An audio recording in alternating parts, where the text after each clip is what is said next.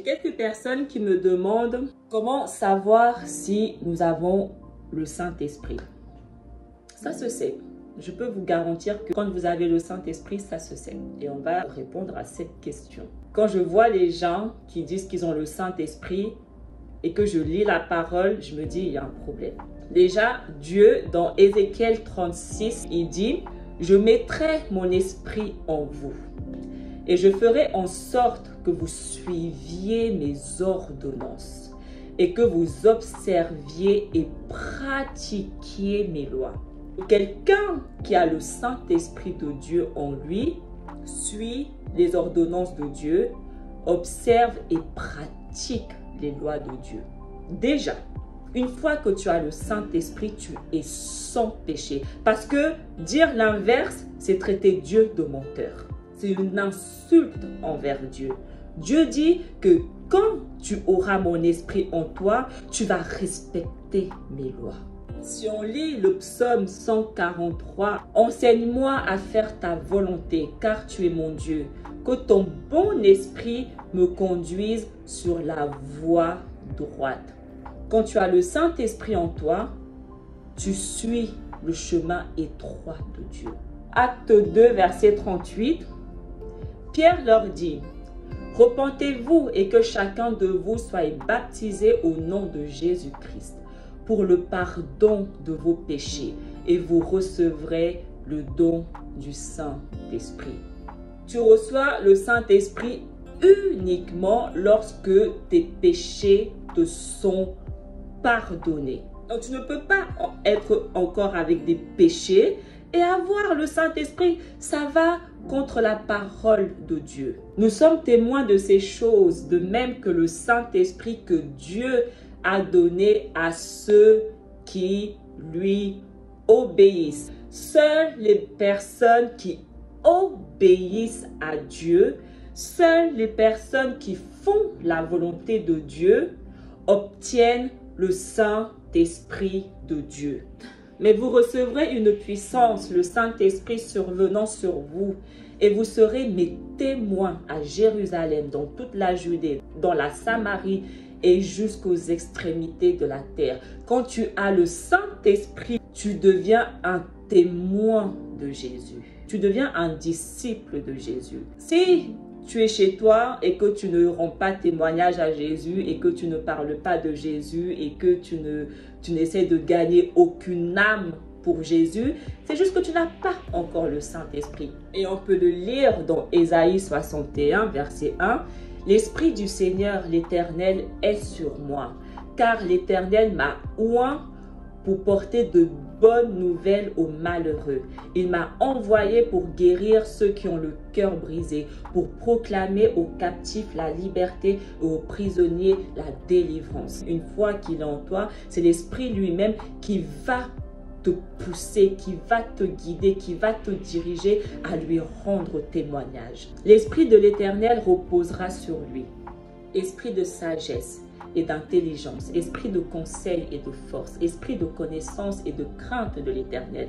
Il respirera la crainte de l'Éternel. Il ne jugera point sur l'apparence, il ne prononcera point sur un oui-dire.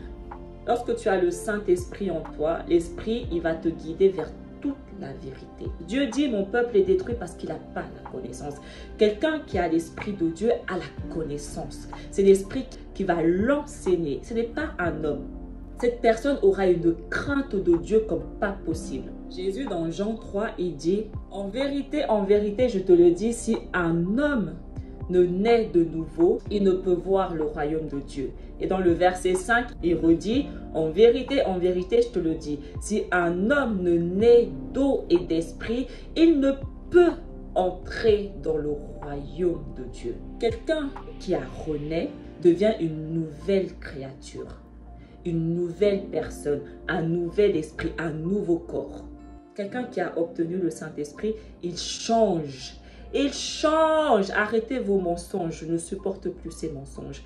Il change. Il change physiquement et il change spirituellement. Le corps et l'esprit. Il a purifié son corps par le baptême d'eau et il a obtenu un nouvel esprit par le Saint-Esprit. Tu ne peux pas renaître et toujours être la même personne, faire les mêmes choses, t'habiller pareil.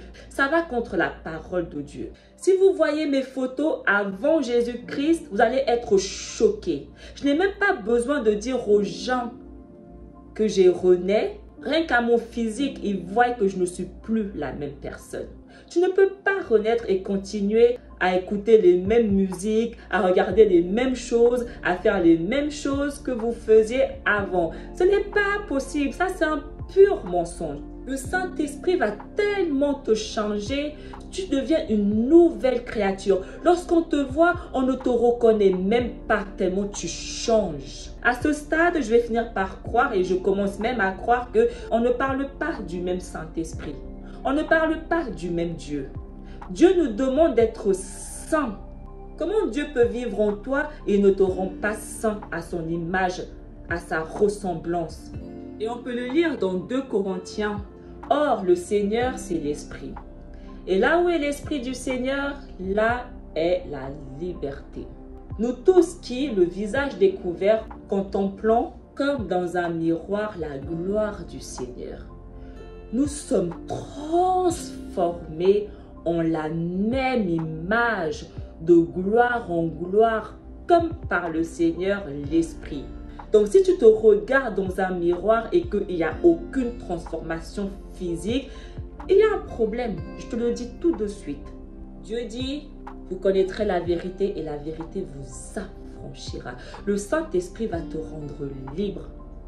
Toutes les personnes qui servent Dieu, toutes les personnes qui ont le Saint-Esprit ne sont plus des employés. Parce que leur employeur maintenant, c'est Jésus. Ça, c'est un discernement qu'il est temps d'avoir. La première chose que Jésus a fait quand il m'a sauvé, il m'a sorti du salariat pour que je me consacre uniquement à lui. Il m'a dit, à partir de maintenant, c'est de moi que te viendra ton argent. Il m'a sorti du monde parce que c'est ce qu'il a dit.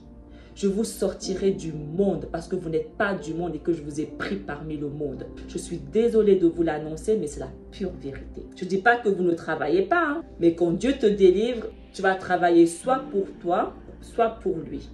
Mais tu ne vas pas travailler pour un employeur. Parce que la plupart des gens qui travaillent pour des employeurs sont incapables de respecter la volonté de Dieu, notamment le sabbat de Dieu. Et Dieu ne peut pas te mettre dans une situation où tu ne peux pas respecter son sabbat. Dieu ne peut pas te mettre dans une situation où tu ne peux pas faire sa volonté. Parce que c'est ce qu'il a dit. Avec mon esprit, vous allez respecter mes lois. Toutes mes lois et toute ma volonté.